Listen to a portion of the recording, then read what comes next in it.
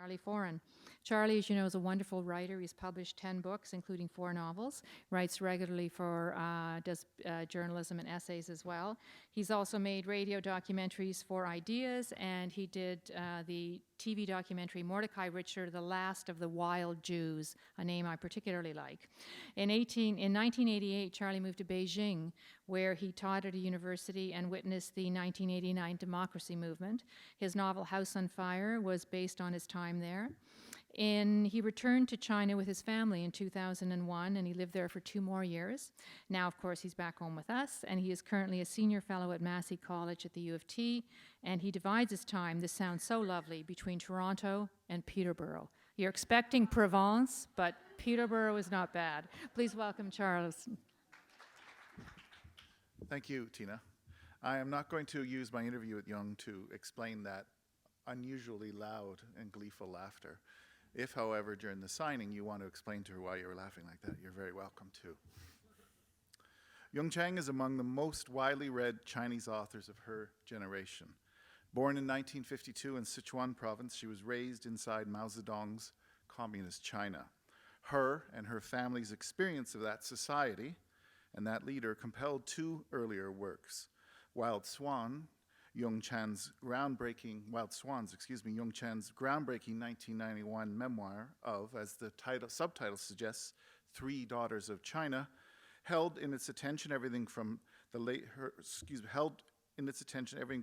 Qing dynasty China that left her grandmother with bound feet, to her mother's ardor for the emerging communist movement and eventual revolution, and to her own tragic experiences as a child of that revolution and the disasters that ensued under Mao Zedong's tyrannical and chaotic rule. Wild Swans went on to be published in 30 languages and sell 10 million copies. Chang left China in 1978 to study on a government scholarship in England. Eventually, she received a PhD from the University of York and married the British historian John Halliday.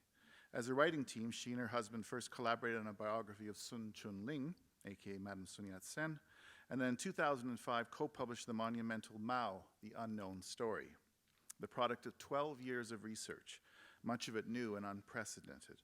The book's portrait of Mao's despotism and lust for power has been forcing a welcome reassessment in certain circles of his legacy. Now, with the Empress Dowager Suzhi, Chang has written the biography of another transformative figure from recent Chinese history, and her take on the last major ruler of dynastic China is no less provocative or groundbreaking. Please welcome Chang to the stage.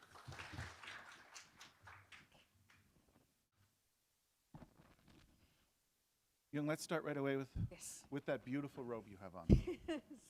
Yes. Tell us about it. Well, I wore this because it's from the Empress Dowager's period, and I think earlier you've seen this Images, slides, yes. And it's survived. It's not her robe, of course, but I was given this by a lady whose family did business with China in silk, an Italian lady. So they've got a few of Qing robes, and she liked wild swans, and so she gave me a robe.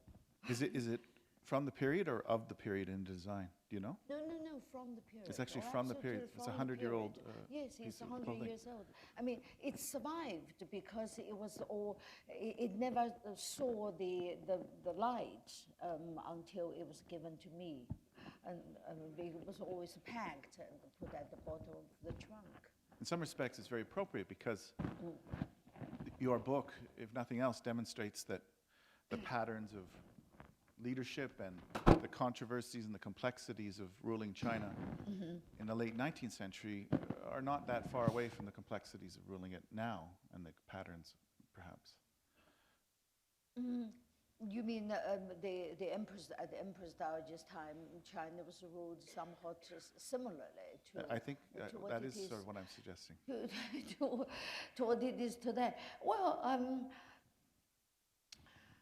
that's a very interesting question. And let me just think about it. China was very centralized in the 19th century. Yes, in the 19th century. I mean, all decisions were made by the emperor himself. There wasn't even a prime minister figure. I mean, there was a grand council, but the grand council was like a secretariat. Is my voice all right somehow? Yes. So in that sense, it is. But of course, 20th century China, particularly later 20th century China, went through this totalitarian regime, which had an awfulness that can't even be compared with 19th century China. If just one example, in the 19th century, before the Empress Dowager seized power in 1861, and before that, China was ruled by this series of emperors.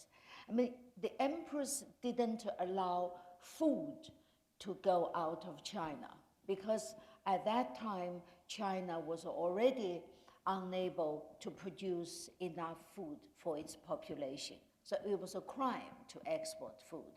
And when she seized the power in 1861, she started large-scale food import. I mean, each year she spent, from millions of taels of silver, that was taels was the measurement, to tens of millions of taels of silver to import food. And this practice was stopped by Mao, the subject of my previous biography, in the 1950s. And Mao didn't want to spend money, import food. Rather, he wanted to export food to make her foreign currency in order to buy a whole range of military industries, nuclear technology and equipment and missiles and etc., to build China into a military superpower so he could dominate the world. And so he condemned this practice of food import, and which is why, some 40 million people died of starvation between 1958 and 1961. And that's an unrivaled act of totalitarian misgovernment, in your opinion? Oh, absolutely. I mean, sometimes people say, oh, Mao is just like another Chinese emperor. I mean, no, he's not just like another Chinese emperor. I mean, there are lots of, hardly any emperor was worse than Mao. I mean, there are also relatively, good ones. I mean, the Empress Dowager, for example, she was not a monarch in her own right, because in those days, women were not allowed to be a monarch. But she was, compared to Mao, she was amazingly benign. And we're going to discuss and walk through her life in a moment. But talk to me a little bit about what you grew up being told about the Dowager. So when you were a young girl, right, in Mao's China. Oh, yeah, we were all told, we in China, we were all told she was this evil woman. She was a die-hard conservative. She was a cruel despot. She dragged China behind. China was in a mess. And of course, Mao, in communist China, they said Mao, but but the nationalists, Sun Yat-sen basically was, according to the nationalists, was the founding father of modern China. And in communist China, we heard that Mao founded modern China. But I'm astonished through my research. I mean, neither was true. And it was the Empress Dowager who really founded modern China. And she founded modern China without that totalitarian bit. And at her time, modern China was like a dawn, a rather pure dawn. Modernity was introduced to replace medieval savagery. For example, she abolished death by 1,000 cards, and she abolished the foot binding. In fact, that was when I first got interested in her. And I was researching wild swans. My grandmother had bound feet. I brought this. You know, she was my size, and yet her feet were this size. You know, foot binding was not just to put a piece of cloth around the feet. Only the big toe was allowed to grow, and the other 4 toes and the arch were crushed under a big stone. And the binding was there to stop the broken bones from recovering. And I somehow thought, you know, growing up in communist China, I somehow thought that the communists banned foot binding. And then I was astonished to realize that it was the Empress Dowager who outlawed the foot binding. To go back to the beginning of her life, she, for example, her feet were not bound because she was Manchu, not Han. Right.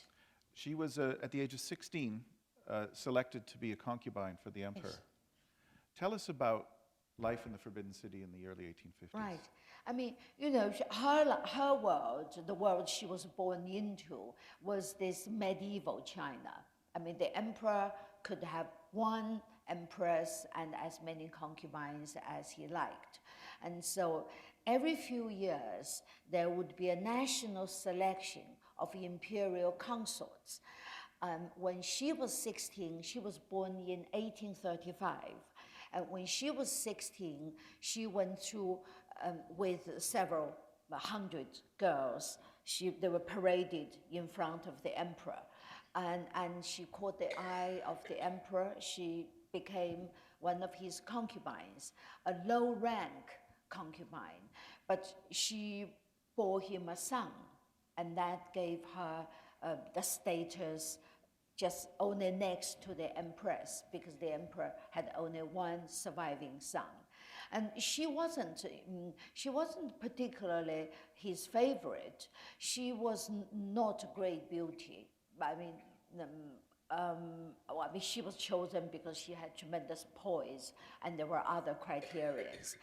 And also the other thing that put the emperor off her was she made suggestions to him. I mean, earlier I heard you all to bring suggestions next time about Toronto. She had suggestions about China, and the emperor didn't like that at all, because women were not allowed to have suggestions. So the emperor actually told the empress that once he died, if she dared to step out of line and make suggestions again, and the empress was to put her to death, even though she was the mother of the future emperor. Where did that force of character come from, do you think? Because as you say, the expectation for a concubine would be of extreme deference and meekness. And yet here she was in her early 20s, as you describe, not even functionally literate by modern standards, in this very cloistered world of the Forbidden City. Where did she find this character, this strength of character? Well, I think one of the things is what people might call the intuitive intelligence. I mean, she was born with that intelligence, and that intelligence benefited from one thing that she was often criticized for, that she was a semi-illiterate. I mean, the thing is, in those days, before the educational revolution introduced by the Empress Dowager, education in China meant a boy of 4 or 5 were taken to recite, to commit into memory these incomprehensible, undigestible, dry, whatever, Confucian classics. I mean, words they didn't understand. So day in, day out, they were drilled to memorize these Confucian classics. I mean, to qualify as being educated, you have to spend 10 years doing this. And because she was a girl, she was not given that kind of education. I mean, she was a semi-illiterate, true, but that also meant her mind was fresh, Her mind was like a sponge, ready to soak up new ideas. So I think that was one major source of her receptiveness to Western ideas. I mean, as soon as she seized power, she sent people abroad to see what the West was like, because China had been closed for about 100 years, and nobody knew what the outside world was like. And when she learned the new things, and she felt a lot of them were actually very good. I mean, so she started reforms, and she started the open door of China. Let's talk about how she seized power. I can't Yes. imagine there are too many stories from history of a 27-year-old woman staging a coup in an entirely male world. But she did that in the wake of the Opium Wars, disastrous Opium Wars, and the destruction of the Old Summer Palace in 1861. How could she, in consort with Empress Jen, but how could she have pulled off that? Well, she was just very smart. And then in 1860, the British invaded China, invaded Beijing. And the reason was that after the Opium War, which ended in the 1840s, and Britain wanted China to open up more ports, to have more trade. But Chinese emperors and Cixi's husband, her father-in-law, absolutely resisted this effort. And so the British got fed up, and so they came to China, led by Lord Elgin, the son of the Elgin marble repute or disrepute. Whatever. Anyway, he came and he couldn't find the emperor. He sent a team to negotiate, and the emperor gave orders to seize his negotiation team. And 21 of them died of gruesome death from the way they were bound. They were tied up. And so Lord Elgin was very upset, and he was also furious. He wanted to punish the emperor. So he burned down the old summer palace, this giant compound of palaces and gardens and pavilions and so on. If you have been to Beijing and have seen today's summer palace, and that is just one corner, basically, of this vast compound. Anyway, and then the emperor, by then, with Cixi and the court, fled out of Beijing to North China. He was so heartbroken by the burning of the palace. He refused to return to Beijing. And he died in self-imposed exile in 1861. So his only son, this 5-year-old son with Cixi, became the next emperor. And Cixi's husband, on his deathbed, appointed 8 powerful men to be the co-regents to bring up this child. Then at this point, Cixi, in fact, she was only 25 at that time. Yes. And she thought, if her child, under the care or whatever, the education of these 8 men, followed the old imperial road and go down the road of confrontation with the West, and China would just face one after another disasters. And then she came up with this simple but fresh and revolutionary idea. And she thought, why can't we open our door to the West and make contact with the West? And why can't we use this to benefit ourselves? And that idea changed China. So she used all sorts of schemes to launch the coup. I mean, if you want to read the book, the details are in the book. It is quite riveting, but I mean, it takes time to explain here. But so she succeeded. She seized these 8 powerful men. She had 3 of them killed. Their leader was beheaded. And the other two, were each sent a long white silk scarf. It's called the cibo. This is for them to hang themselves with. And it was considered an imperial favor. But apart from these 3 deaths, actually there was no bloodshed otherwise, and the coup was popular, and China changed. Sorry, they were just, they was just showing the front part of the Forbidden City. Okay. I mean, this is not the front part. Now, this at the moment now is the harem where Cixi was confined to. But the front part, if you've been to Beijing, you've seen this vast, this wonderful palaces and so on of the Forbidden City, and that part Cixi never set foot in, because she was a woman. Right. I mean, even though she was the supreme leader of China for nearly. And hence the term behind the screen.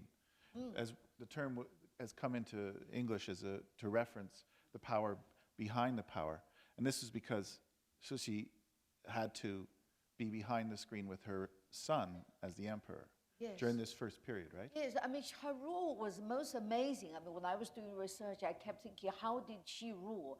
And basically, in the audience room, probably a little bit like this. I mean, there was a throne. You just now have seen this. Her 5-year-old son would occasionally be put on the throne. And behind the throne, there was this screen a bit like this. And she would be sitting behind that screen, that yellow silk screen. So her officials, who would be prostrating themselves in front of the throne, could catch only a vague image of her, and she could see rather more of them. But still, she couldn't be in a face-to-face conversation with them. And that's she was imprisoned like that, and it was from that crippling position that she changed China. That is what is so, among the many things that's so remarkable about her career, is that she was never the official ruler of China. She had to work with these extraordinarily difficult circumstances, including, as you say, literally physical restrictions, and yet she was extremely effective when she was able to step up. She had to withdraw for periods, but as her strength inside the Forbidden City went, so went the reform movement in China, didn't it? Yes. Well, you see, yes. Well, that's the problem with her modernization, because as soon as she came to power in 1861, she launched the modernization. She opened the doors of China. One person she employed was President Lincoln's first minister to Beijing, and somebody called Anson Burlingame.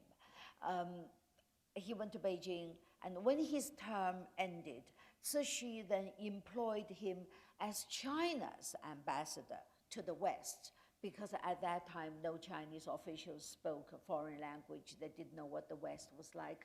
So Anson Burlingame traveled around the West for nearly 3 years to tell the world how China had changed. He gave a very, he was an orator. I mean, he gave these sort of rousing speeches, and he would say, here I am, I'm China coming here to meet you. China is opening its doors, and so on. And so Cixi introduced the electricity, telegraphs, railways, a modern army, a modern navy, the modern way of doing diplomacy, and so on. But she had the problem that when her son came of age, she had to retire. Her rule could only be temporary. And her son became 16, and he took over, Emperor Tongzhi. But this 16-year-old, of course, had no interest in modernization, so all the modernization programs stopped.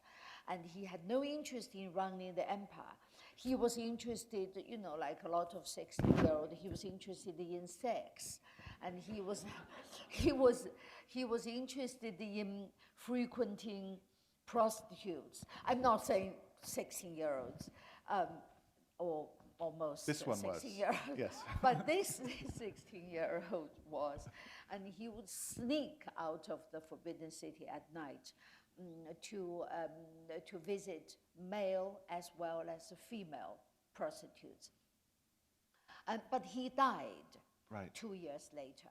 And so Cixi then put another 3-year-old on the throne.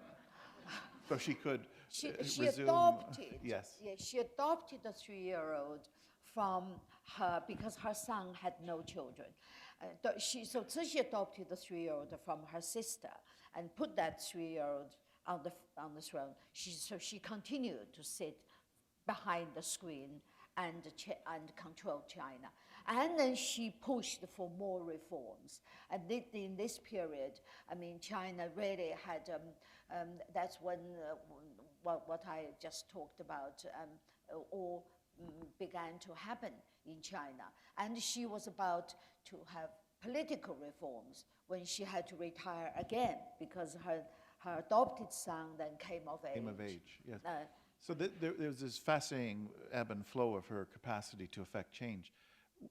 Describe a little what the stakes were, because I think it's difficult for us to understand just how decrepit and in trouble late Qing dynasty was, between the Taiping rebellion, between later the Boxer, between the incursions by foreign powers. I mean, this was a very, very weak, crippled society, wasn't it?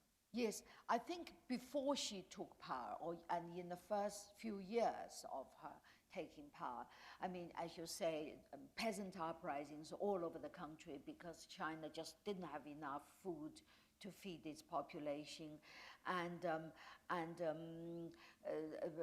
the Opium War, as you know, Britain launched a war on China to protect actually drug barons. And China was forced to pay a huge compensation, further, weakening the state. The emperor, Cixi's father-in-law, was driven to such an extent he used to go and launch surprise raid to his concubines' wardrobes to see whether they had extravagant clothes or jewelry, because he dictated that they must not have all these luxuries. And Cixi could see, this is when she started to give the suggestions to her husband.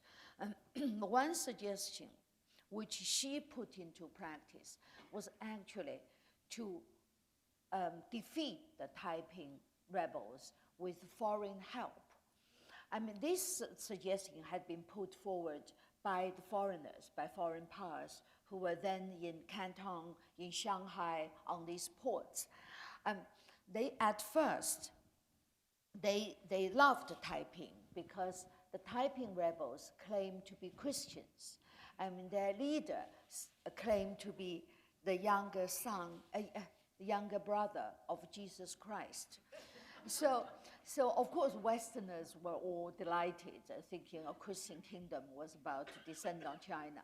And then they realized it wasn't like that at all. I mean, for example, this so-called the younger brother of Jesus Christ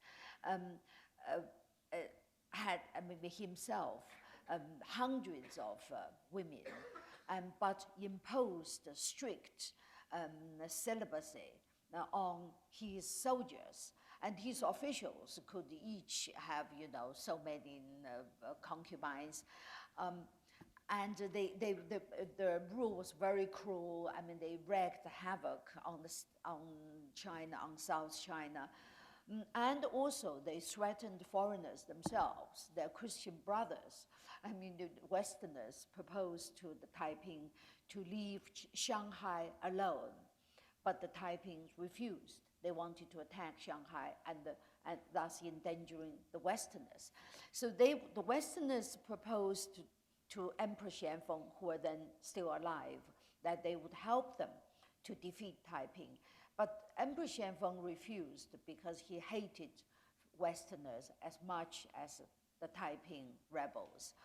And Cixi, then, when she took power, she accepted the help. I don't know whether you heard of this, this Victorian name, the Chinese Gordon, Charles Gordon, Chinese Charles Gordon. yes. And he was the one who helped the Cixi defeat the Taiping rebels and paved the way for the Cixi era.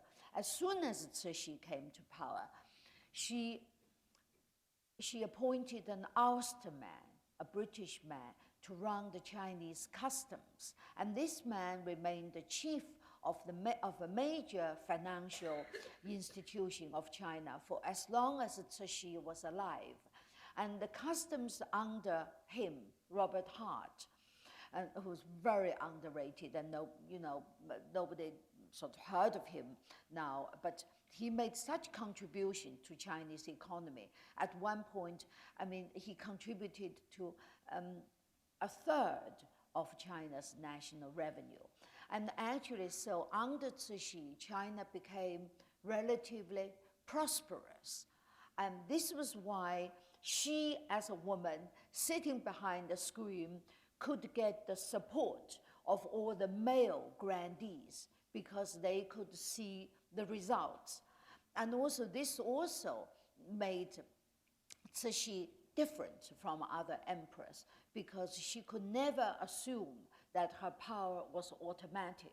She always had to earn it.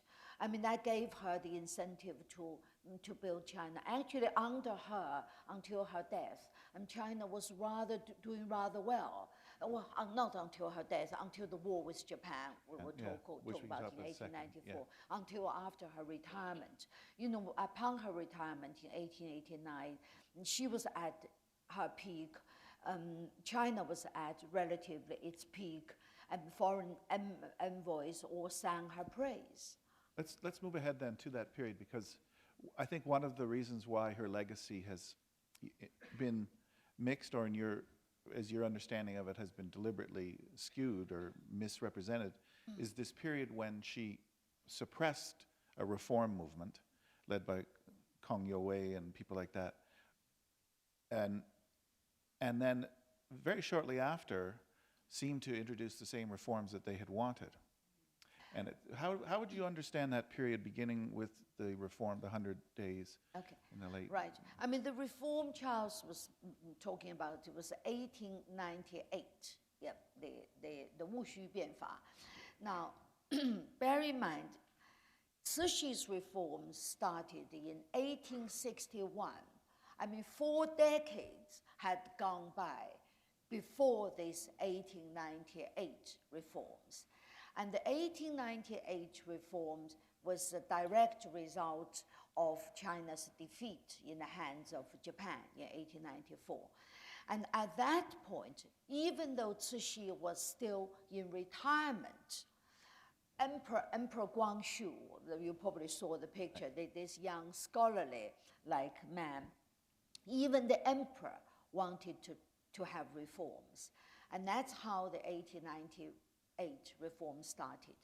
The reform, contrary to myth, was actually started by Cixi. I mean, the imperial decree, which has been digitalized, so those who know Chinese can easily check, started with these words, 上奉旨谕, which means the emperor under the order of the Empress Dowager Cixi, that we must have reforms, because then China was at its bottom. Japan was very pitiless and bled China dry. Then Western powers had begun their scramble for China from 1897, led by Germany. And Germany occupied this area around Qingdao. You probably have been to Chinese restaurants, had Qingdao beer, and that's because it had been made by the Germans. And so everybody wanted reform, even Emperor Guangxu. Emperor Guangxu, the sad thing is, Cixi wanted reforms and did all this, and this young man actually had no interest in reforms. He shelved all Cixi's modernizing project, including railways and so on. And he didn't even want to go out of the Forbidden City. He was contented to be a prisoner in the Forbidden City. He loved fiddling with watches and clocks. I mean, if you go to the Forbidden City, you'll see a lot of watches and the clocks, yeah? I mean, he could take them apart and put them back. And he was happy to be in the palace doing that. But then in 1898, on Cixi's order, he started reforms because he also realized that his empire is in trouble.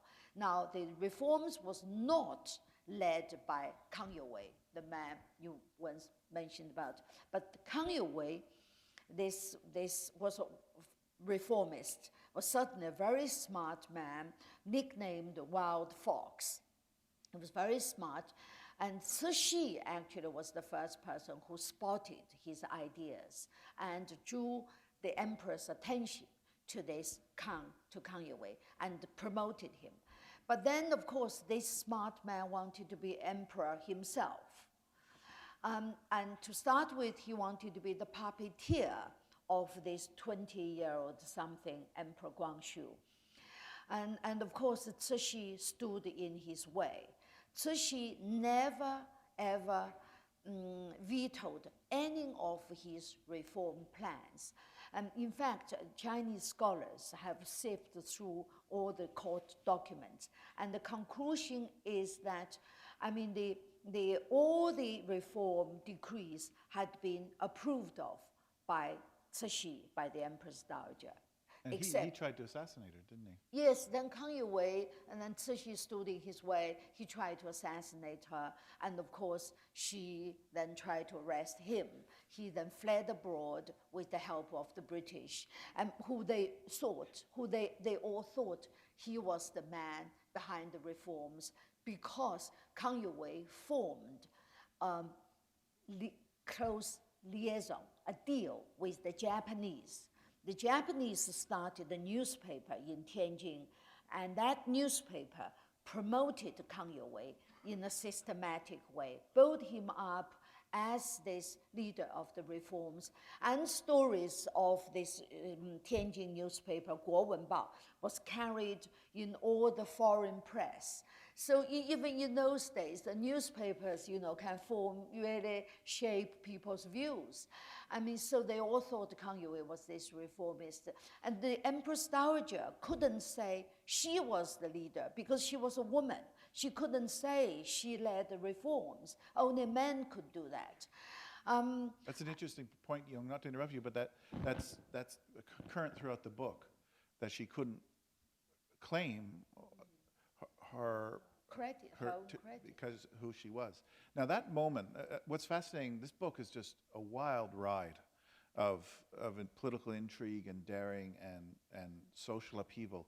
So and at this stage, the Dowager Cixi is in her mid-60s, so she's no longer a young woman, and she's narrowly avoiding assassination. And a scene that I found remarkable in the book is where she finds herself shortly thereafter having to flee Beijing with the emperor after the Boxers invade and lay siege to it. And she's almost, at this point, she has one set of clothes, and she has to more or less walk to Xi'an, 1,000 miles away, to survive. She's a survivor, isn't she? And she's tough. Yes, she was a survivor. I mean, from the Boxers, who were the reactions to the German occupation of Shandong, have you seen this film, 55 Days in Peking? Oh yes, of course, yes. And that was about the Boxer siege of the foreign legations. And the Empress Dowager actually tried to protect the foreign legations. I mean, the details are in the book, so I won't repeat. But then the foreign armies, the Allied army of 8 powers invaded Peking, Beijing, and so she was forced to flee. She didn't want to flee. Actually, she was prepared to die in the Forbidden City. But at the last moment, when the foreign armies were pounding at the gate of the Forbidden City, she changed her mind. So she fled on a mule cart. And she didn't have many transports, and she took the emperor who by then was already her prisoner because the emperor was involved in Kang Youwei's plot to assassinate her, to kill her. But she didn't want to bring the emperor's favorite concubine. I don't know if you've seen just now this Pearl. picture of Pearl, imperial concubine. Is she one of the- Pearl. She was in the picture. Glad you And if you mentioned her, go to, she's not there. Now we have this little dog, which I will after Pearl. I'll have a brief mention of this dog. Will do. Now Pearl was Emperor Guangxu's favorite concubine. The reason was actually she always appeared in front of him as a man. Emperor concubine was sexually ambivalent and couldn't have normal sex. So Pearl, appearing as a man, therefore didn't put the pressure on him to have sex. So she was his concubine, she was his favorite, and she was also involved in the plot. Now, Cixi didn't have enough space to take this troublesome woman, young girl, and she ordered Pearl to commit suicide. Pearl refused, of course, and so Cixi then ordered a eunuch to throw Pearl down a well. If you visit the Forbidden City today, you're inevitably going to be led to see that well where Pearl was drowned. She wasn't above political murder. Oh, Cixi was capable of immense ruthlessness. She was, she came from medieval China. She was the absolute ruler of then a third of the world's population. She's got much blood on her hand, of course.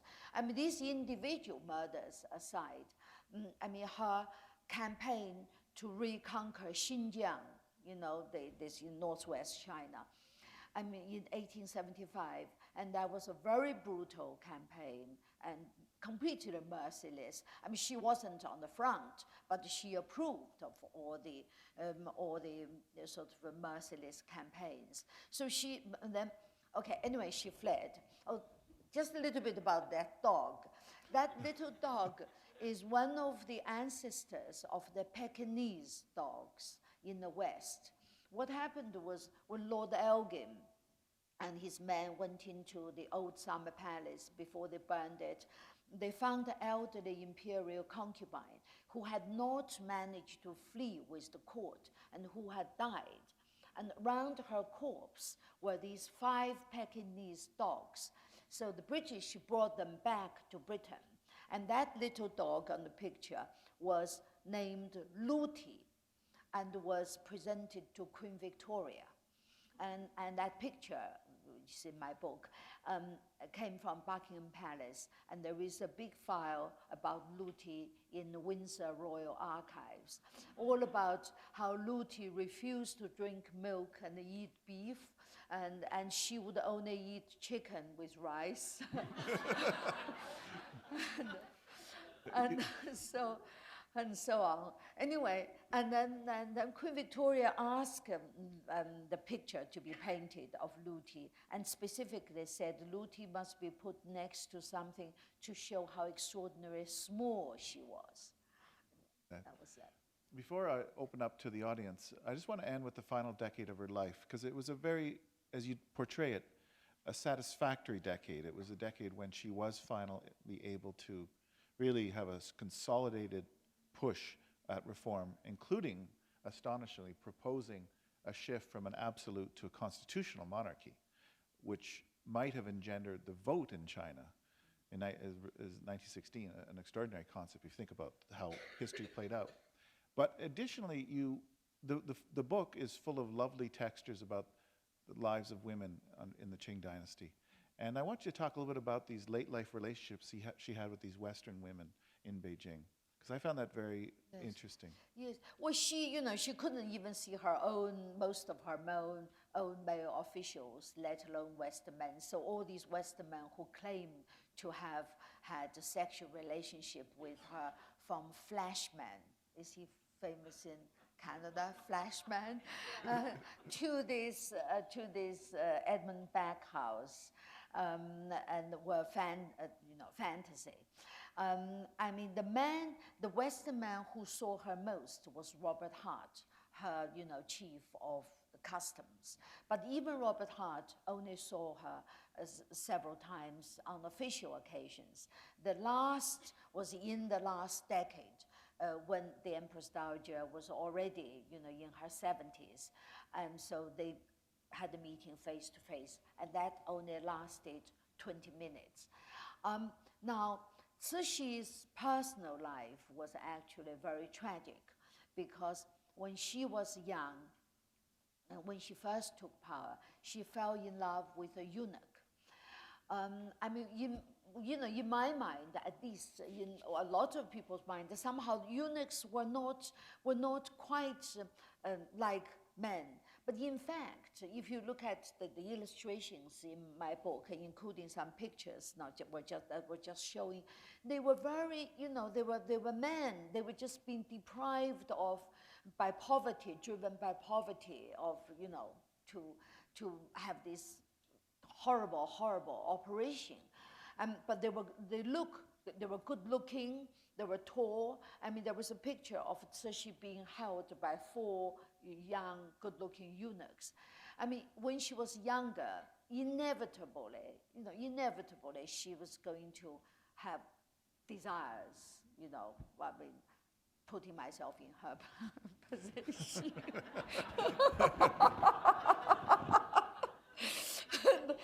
Anyway, she fell in love with this, with the chief eunuch, who was looking after her. And love turned her head, and she did a very, let's say unwise thing, but so human, because she just wanted to please him. And the thing that would please him most was to let him out of the forbidden city, because the forbidden city was like a prison. So she herself hated it and said it was only gates and walls. And these eunuchs were not allowed out of forbidden city. And so she not only gave this her lover the permission to go out of forbidden city, she sent him to buy, under the name of buying wedding robes for her son.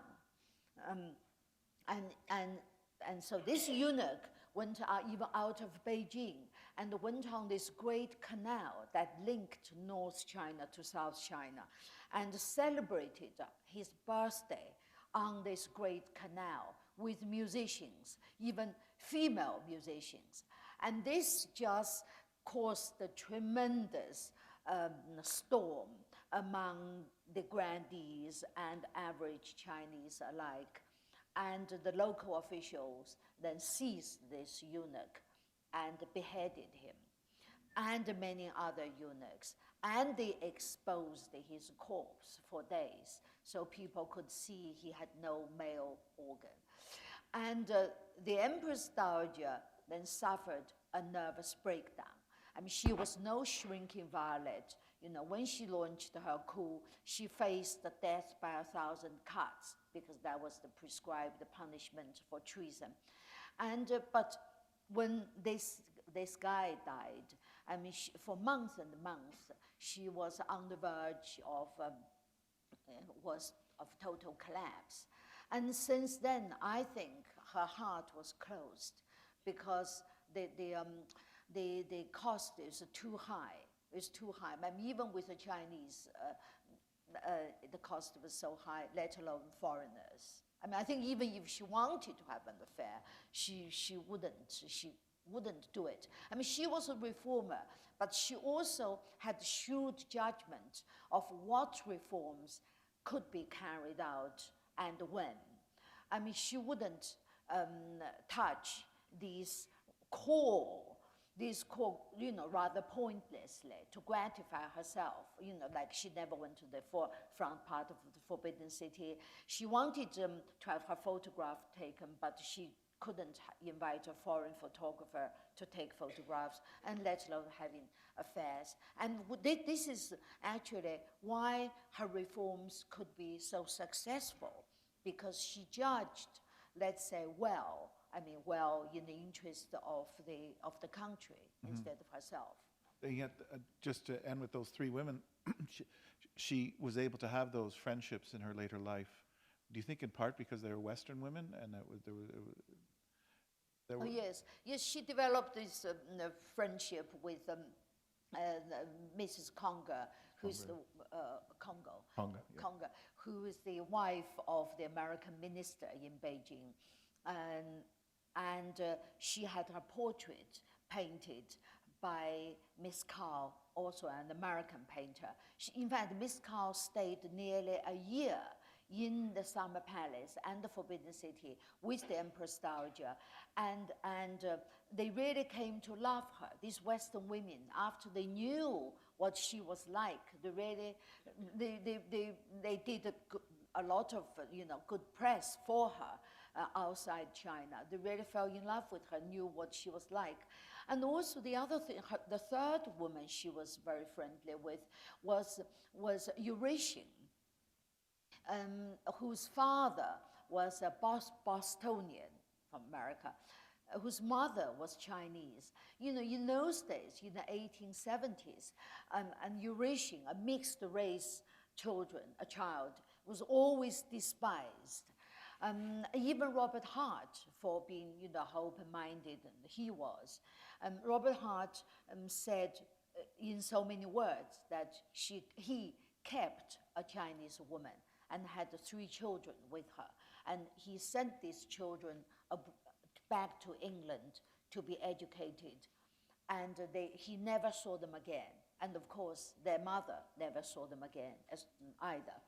But Cixi not only didn't mind this Eurasian woman, she became great friends with her and made her her main foreign affairs advisor. So she was quite amazingly free of prejudice. So I'd like to invite members of the audience to ask Jung some questions. There is the microphone. And while you're approaching it, while you're gathering your thoughts, and you're very welcome to ask about any of her books, not just about the new book. I would just like to end my conversation with you by asking you, do you think she was a proto-feminist? Well, yeah, I think she was. She was, although she didn't, obviously she didn't use so many words. I mean, she was, this is one reason, I think, why it was she who started the open door and reforms. Because when she took power, she sent people abroad. They saw what the West was like. They wrote back diaries and reports. And Cixi then felt she rather liked the West. You know, having seen her summer palace being burned, I mean, obviously she was bitter towards Westerners. And then she saw a West she rather liked. I mean, people reported back to her, particularly the treatment of women. You know, in the West, women could go out with men, arm in arm. They could dance. And Cixi loved dancing, by the way, and singing. And they could swim, they could skate, and they could even be monarchs. I mean, one person wrote back and said, England is ruled by a woman, Queen Victoria, and everybody sings her praise. I mean, it's impossible for Cixi not to feel drawn towards Western ways. I think being a woman helped her open the door of China. Yes, sir. Question for you. The story you just told about the 100 Days reform movement is quite at variance to the story I've always heard, where she is presented as the champion of the reactionary forces. So my question is, and I regret I haven't read reviews of your book and I haven't read your book, but how has your revision of this story been received by, the academic historians that specialize in China? Well, so far nobody, well, I think except one journalist, no one has condemned me Okay. for this, this Kanye Wei, this wild fox. Because, I mean, the Chinese historians, the ones who had seen the document, Okay. I mean, it's inevitable. I mean, in so many words, you know, the emperor, on the order of the Empress Dowager, is launching these reforms.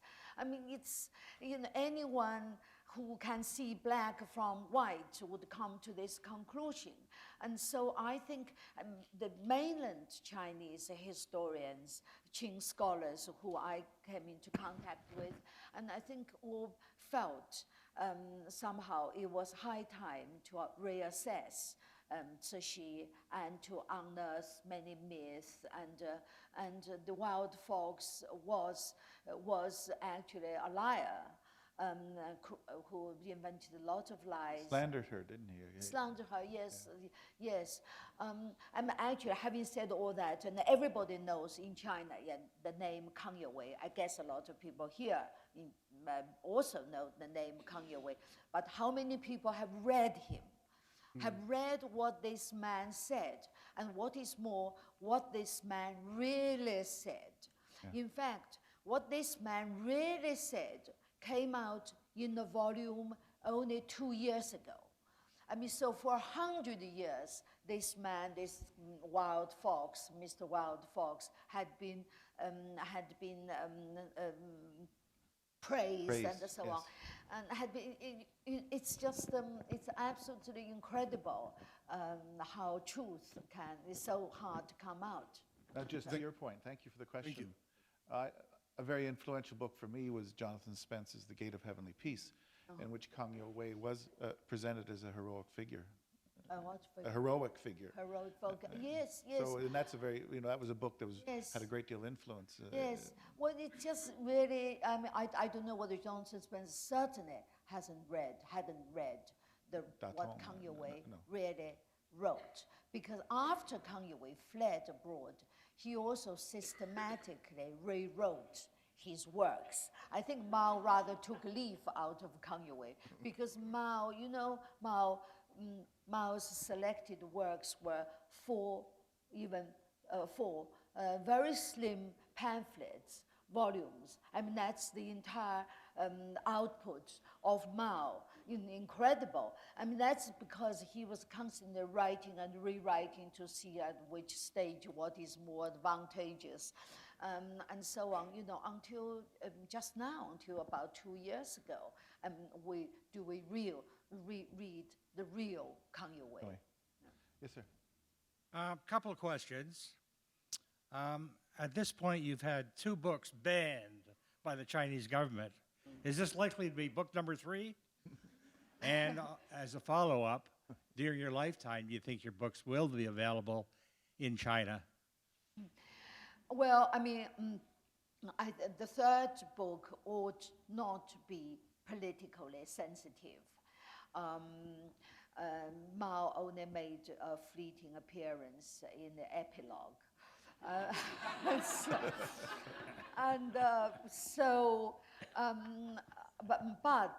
But you can never know. I mean, you know, maybe Empress Dowager Cixi will become sensitive soon.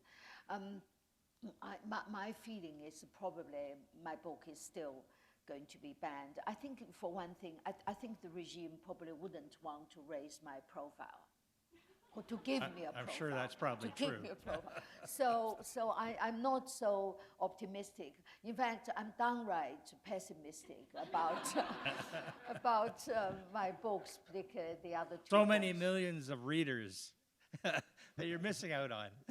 Well, the thing is, I mean, I think in China there are a lot of, probably, you know, well over 1 million readers, you know, from the pirated editions, from computer downloads, you know, Yes. lots of people doing that.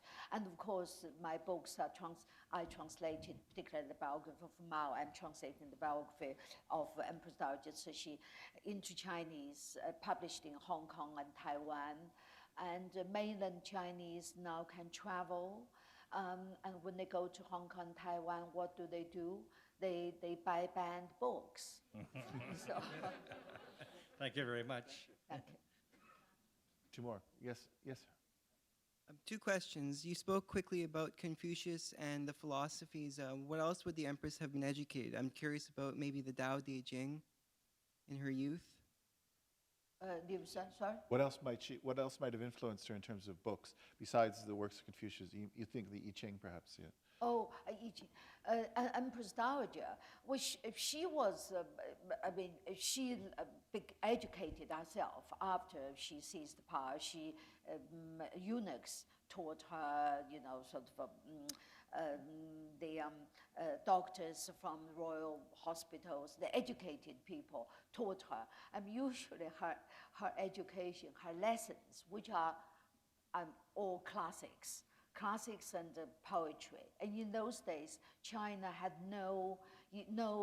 had very few books that you could read for pleasure. I mean, I'm not saying you can't read Confucian classics for pleasure, but not that is not everybody's cup of tea.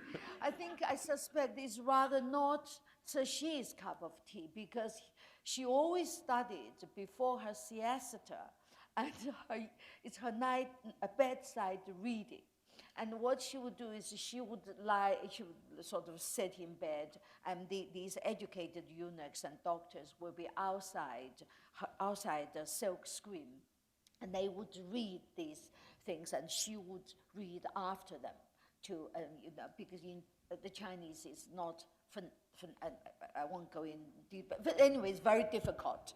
I mean, she would read after them until she fell asleep, which wasn't very difficult. And that's how she learned she learned Confucian classics that way. She learned some poetry. She wrote a few, not very good. I think she learned a lot from opera, didn't she? She learned a lot from opera. Loved opera. Yes, She wrote operas. Yes, she revolutionized the Peking opera and made Peking opera the national opera of China. Before her, the Peking opera was rather looked down on as a sort of peasant art form. But Cixi made it formal, like punctuality, costumes, makeup. You are not allowed to tell a joke to a friend on stage, which people had been doing. And so she made it the National Opera of China. She also particularly enlarged the repertoire of Peking opera. One most famous Peking opera number is the Yangmen Nu Jiang, the female generals of the Yang family. And that was translated, was on Cixi's order. This was translated from a disappearing art form. And Cixi loved it. Of course, this female, your earlier question, feminist thing. So she, in history, the Yang family only produced the male generals. But in the folklore, there were these female generals who were even braver and, more able. So Cixi had this translated, and she herself also contributed to the translation. And of course, they were not very poetic, because the opera the librettos were sort of poetry. And her lines were not very poetic, which forced a Peking opera composer to stretch the music of the Peking opera to accommodate the Empress Dowager's lines, which actually enlarged the music range of the Peking opera. So talking about the opera, Cixi was a great opera fan, and the greatest Peking opera were like film stars, which was unprecedented in China. And this man, Tan Xinpei. Now, sorry to make you stand there while I'm telling this long-winded story, but then Cixi in 1903 had her pictures taken, not by foreign, by this Eurasian lady's son, and the Eurasian lady's son kept the negatives which are now all in the Smithsonian Museum in Washington, and which is the cover of my book. But he presented these prints to Cixi. I mean, one of the pictures from these prints, and it was Cixi's present to the US president. Now, in those pictures, Cixi looked 30 years younger, or even 40. She looked like a young woman, no wrinkles, no bags. I mean, in China today, books have been written about how Cixi kept her looks, because she was nearly 70 when her photographs were taken. Well, actually, the reason was the prints were airbrushed. This was 1903, yeah. And it's when Cixi saw these pictures, which were obviously not what her mirror has been taken, I'm telling her for years, and she was thrilled. She had them blown up to giant sizes and hung all over the palace, given to heads of state, and so on. She invited the studio chief who did this blowing up to the court. And the photograph studio chief wanted to make films. And so Cixi put him together with this opera star, Tan Xinpei. Together, they made China's first film in 1905. So Cixi could be arguably said to be China's first chief executive producer of films. Thank you. Okay, you brought me to my second question. Is it true that she used ginseng in her mouth every day? Sorry? Was she actually eating or chewing on a ginseng root? There was no record of her eating. So I don't know. No, sorry. I doubt very much. There's a ginseng, the medicinal herb in Chinese medicine, and some rumors say that she didn't take, not as far as I know. I don't think she took ginseng. The Chinese don't regularly take ginseng. Only when they were ill. I mean, but what she did.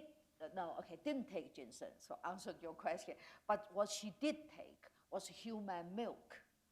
And when she was very ill in the 1880s, her doctors suggested her taking human milk. So Cixi employed a few wet nurses but the wet nurses, she didn't deprive them, yeah.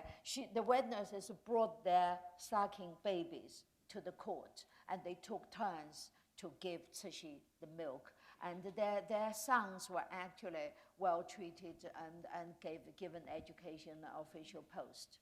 Okay. Thank you. Very, very quickly, this last question. Yes, sir. My question actually has to do with your Mao book, which I thought was just fantastic. I've so well detailed. I've actually read it 3 times, but just to look up to confirm a lot of the details. Obviously, reading it 3 times didn't take me as long to read it as it did for you to write it. But my question of the one area in Mao's career that I'm still not sure about is, why did he become a bandit? How did becoming a bandit be the right path for the ultimate route that he embarked on to become leader of the whole country? Right. Mao became a bandit in 1927. Yeah. I mean, he didn't, at first, he didn't sort of intend to become a bandit.